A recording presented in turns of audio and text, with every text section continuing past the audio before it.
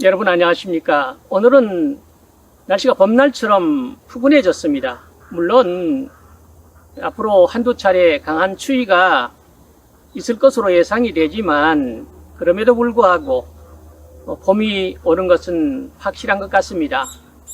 그래서 저는 오늘 이 시분포에 나와서 잠깐 이 블루베리 뿌리 특성에 관한 중요한 한 가지 사실을 말씀드리려 합니다.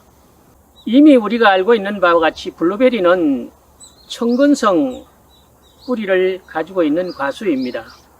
청근성이란 뿌리가 토양 표면 30cm 그 위에서 거의 뿌리를 뻗는 나무들을 말합니다. 이 줄은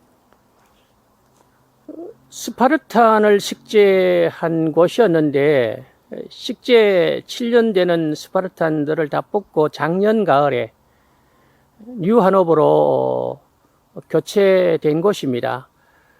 작년 가을에 식재를 했기 때문에 올해 이 지상부는 적절하게 절단을 해준 그러한 상태고요. 그 두둑이 약 한 1m 한 80 정도 되고 여기에 유기물 파인바크하고 또 토양을 pH 산도를 정확하게 조성해서 투입을 했고 그리고 멀칭을 한 곳입니다. 블루베리 재배에서는 토양 pH가 4.3 정도로 유지시켜주는 것과 또한 유기물 투입 그리고 배수가 잘 되는 그러한 토양을 조성을 하는 것이 가장 중요하다라고 말씀드렸습니다. 그렇게 될 때 사실은 자라는 수세가 완전히 달라지게 됩니다. 이 줄을 예를 들어 말씀드리겠습니다. 이것은 마사토를 받아 통기성을 좋게 만들었고 유기물과 pH를 조정해서 식재한 것입니다. 작년 기술센터에서 그 토양 검사를 했을 때 pH 4.0이 나오는 것이고요. 지금 현재 별 문제 없이 아주 강한 수세를 유지하고 있습니다. 이 나무들은 2018년도에 식재된 나무들인데 지금 현재 강한 주축지들이 엄청나게 올라오고 있는 것을 볼 수가 있습니다. 이 줄 역시 레가시 줄인데 지금 pH 조정이 되어 있고 유기물을 멀칭했을 때 나무의 수세들을 한번 보십시오.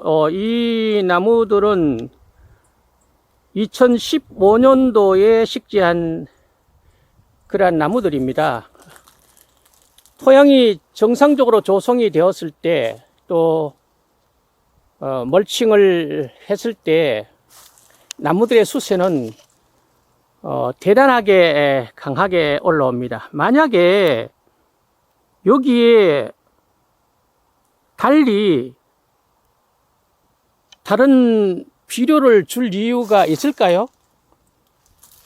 이렇게 강하게 올라오는 주축지와 이 결과지들이 있는데 만약에 비료를 주게 되면 도장할 수밖에 없고 또 과가 맛이 없어지는 겁니다.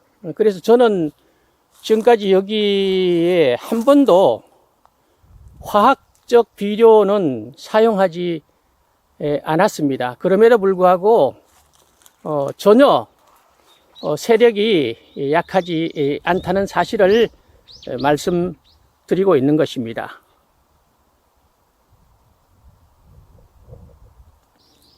이 줄도 2017년 식재된 유하노버인데 현재 강한 주축들을 잘 올리고 있습니다.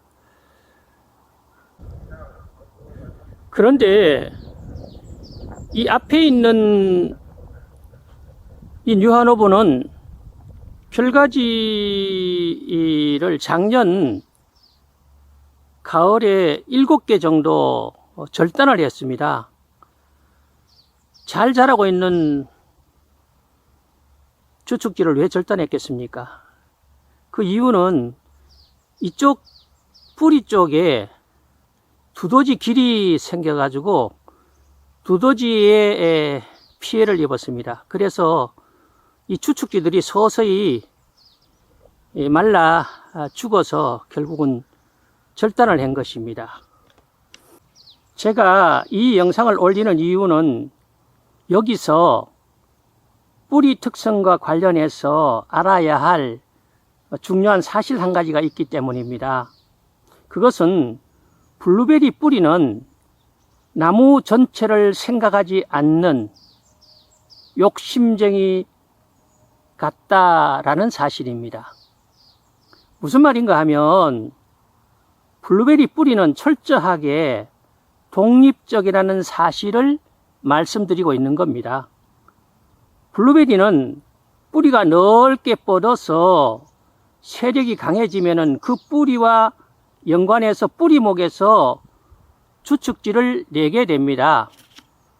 그렇기 때문에 뿌리가 왕성하게 자라도록 토양을 조성하라는 그 이유도 거기에 있습니다.